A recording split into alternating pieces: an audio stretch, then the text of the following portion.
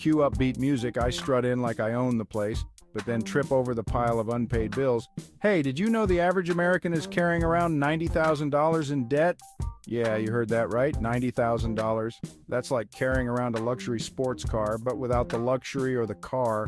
I mean, I'd rather be cruising around in a convertible, but instead I've got the invisible weight of student loans and credit card debt riding shotgun. Living the dream, baby. Debt is kind of like that friend who shows up uninvited, drinks all your beer, and then just crashes on your couch forever. You didn't ask for it, you don't want it, but here it is, taking over your life one missed payment at a time. Let's be real, debt is a circus and we're all the unwilling performers. Step right up, ladies and gentlemen, to the Great American Debt Show. We've got rising living costs walking a tightrope between, can I afford rent this month, and what's the price of ramen again? And over here, the terrifying student loans juggling your hopes and dreams. I swear, every time I look at my student loan balance, I feel like it should come with circus music. Do. And let's not forget about credit card debt, the Houdini of finances. It sneaks in and before you know it, your bank balance has disappeared. But wait, there's more. We've got inflation and job uncertainty ready to throw a wrench into your perfectly laid plans, and those unexpected expenses, oh, they're the clowns, because what's a circus without clowns? But let's not get too down, okay? I mean, if I don't laugh about it, I might cry, and nobody wants that. So why are so many of us tangled up in this debt web? It's like there's this unspoken pressure to live that Instagram-worthy lifestyle. You know, the one where Karen's sipping a coconut drink on a private beach, and you're just over here trying to figure out if you can afford guac on your burrito. Spoiler alert, Karen's probably in debt too, just more photogenic about it, but that's not all. Society hands us a financial literacy report card that's basically straight Fs. We've got people who can't tell the difference between APR and April. One is annual percentage rate, the other is the month your bills are due, just in case you're still wondering. And because of that, we end up making poor financial decisions, not poor as in broke. Okay, actually, yes, poor as in broke too. Then there's the economy. It's like that unreliable roommate who says they'll chip in for rent, but ends up bailing last minute, leaving you with an empty wallet and a pile of ramen noodle wrappers.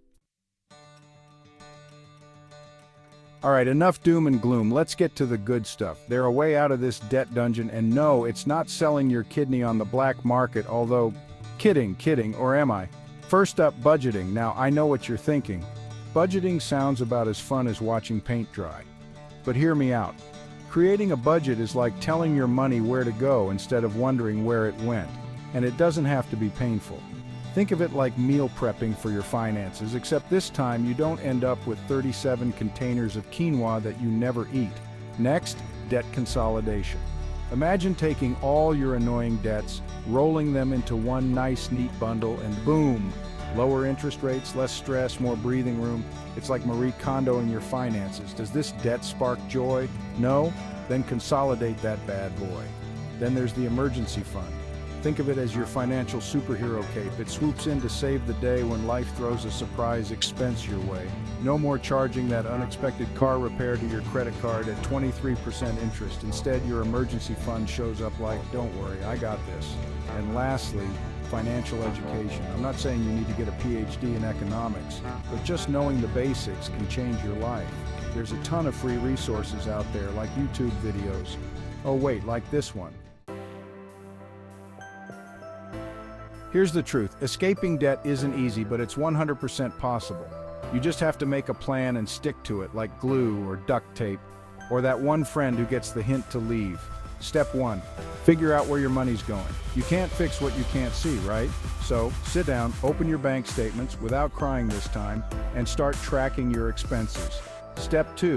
Prioritize paying off high-interest debts. It's like taking out the biggest, baddest boss first in a video game.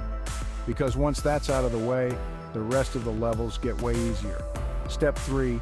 Stop comparing yourself to other people's highlight reels. Karen might have that beachfront view, but she's also got a mountain of debt. Your journey is yours, and the only person you need to impress is your future self, the one who's debt-free and living their best life. So there you have it. Debt doesn't have to be the villain of your financial story. Sure, it might feel like we're all stuck in this never-ending circus, but with a little strategy, a lot of patience, and maybe cutting back on those Amazon impulse buys, You take control of your finances. Remember, it's not about becoming a millionaire overnight. It's about regaining control of your money so that you're calling the shots, not your debt collectors. Now I want to hear from you. What's the craziest thing you've ever done to save money? Ever tried to make ramen gourmet? Share your tips and tricks in the comments below. Maybe we'll learn something new. And if this video helped you out, hit that like button, subscribe, and join the crew. Let's kick debt to the curb together.